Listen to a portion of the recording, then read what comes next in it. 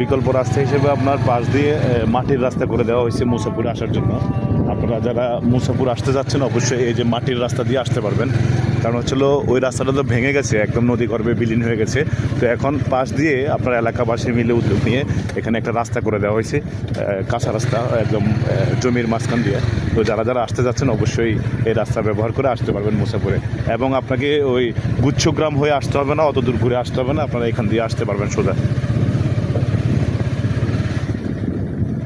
যে সুন্দর একটা রাস্তা করে দেওয়া হয়েছে আপনাদের জন্য, যে সবাই আসতেছে এখান থেকে সিএনজি, প্রাইভেট কার থেকে শুরু করে সবই আসা যাওয়া করতেছে। এটা একটা ভালো উদ্যোগ, যথাযথভাবে কর্তৃপক্ষের দৃষ্টি আকর্ষণ করছি। আপনারা যেন অতি সত্বর পর্যটক এরিয়া মুসাপুর যাওয়ার রোডটাকে খুব দ্রুত করে দেন, তাহলে এখানের যারা পর্যটক আছে তারা খুব উপকৃত হবে এবং এলাকাবাসীও উপকৃত হবে। এই যে দেখেন সব ভেঙে গেছে আমাদের মুসাপুর যাওয়ার দিয়ে আমরা মুসাপুর যাই,